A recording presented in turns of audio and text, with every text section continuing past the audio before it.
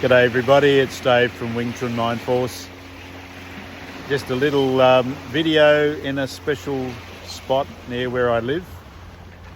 Just had some very tasty fish and chips. And I was thinking of you guys, and I just wanted to share something very simple. I just was sitting up on that tree there and I jumped off onto the sand, and I was reminded of something that Tin wrote in his book, The Book of Wing Chun, Volume 1, where he's talking about this thing called Mind Force, which in Chinese is Nimlik. And it's sometimes held in great mystical regard as, some kind of magical superpower, which I do believe it can become in the hands of somebody like Sigong, somebody very devoted, able to find that level of power. But he was very practical in his book. He basically said, imagine you're on the top of a 6-foot wall and for some reason you just suddenly have to jump. If you stay stiff or you get tensed up, you're likely to hurt yourself. You're likely to twist your ankles or, maybe break your leg if you're a fragile sort of person. But exactly that happened to me one time on top of a wall, and the stone I was standing on, which looked solid, started to rock, and I just had to jump. And weirdly, in the split second as I was jumping, I thought of what Sigong said, and I relaxed and I hit the ground and I was okay. And as a kid, I used to do a lot of jumping out of trees and stuff, as kids do. But as I jumped off before, I was just meditating on what it felt like, and it is a feeling of, if you've ever done it, you know what I'm talking about.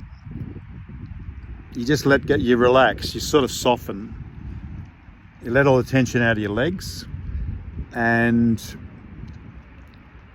there's a feeling of preparedness, and it's sort of like filling up, but it's that feeling you get. It's like a mental preparation for the impact.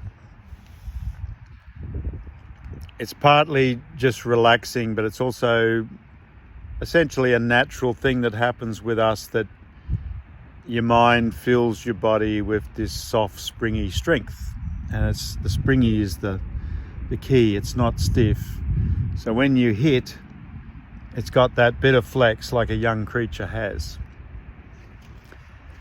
And that's what Nimlik really is. It's a natural thing. Mind force is natural. It's not that it's something unnatural that we've got to gain from poring over books and listening to bearded Australians tell you all about it. It's actually something that everyone has got. You have got Nimlik, but you've sort of forgotten how to use it.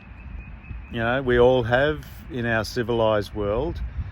People who live much closer to nature do a lot of running around in the wild, jumping and leaping and climbing, and they have that natural power much stronger than we do. And I've been lucky. I have been a bit of a wild man, a surfer and a bushman, spending a lot of time in the bush as a youth, and even as an adult. I try not to become too feeble. I take myself to places where I'm physically challenged, but I'm just telling you that it's a natural thing.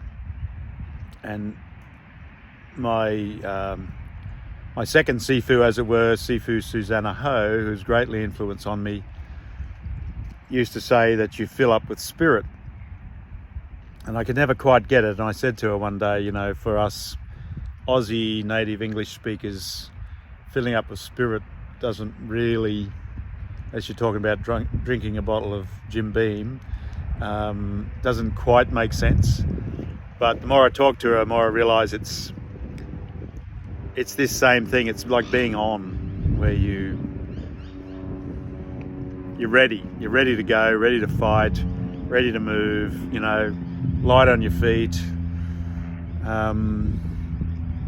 So unfortunately, sometimes Wing Chun is practiced and presented as a real sort of stiff, still, unnatural approach, because people misinterpret the forms thinking this is how you've got to move. But the forms are actually teaching us profound things about this mind state and about connecting with your body and moving your center of mass and turning and pivoting without any tension. But it's not, we're not supposed to fight like some kind of robot, or, well, yeah, we're supposed to be alive. So I'll leave it at that, but just think about that. If you've got Sigung's book, the Book of Wing Chun Volume 1, check it out. It's in the early section. It's talking about Nimlik, and if you can speak Chinese, you're really in good luck, because you've got the pure Chinese that he wrote in there, and traditional Chinese it is. And I've found you can actually translate with Google Translate pretty close, and Eddie Chan's English translation's excellent, and he's a great practitioner, so there's a lot of wisdom in that book. So that's it. Have a great day. Look forward to seeing you soon. Please comment, please subscribe if you like what I'm doing. Please support me any way you can, keep me going. I am going to bring out a course soon, I keep saying that, but I'm inching closer to it. I got a few other things happening, but yeah, I'll get there. The more you hassle me, the more I'm likely to get it done. All right, see ya.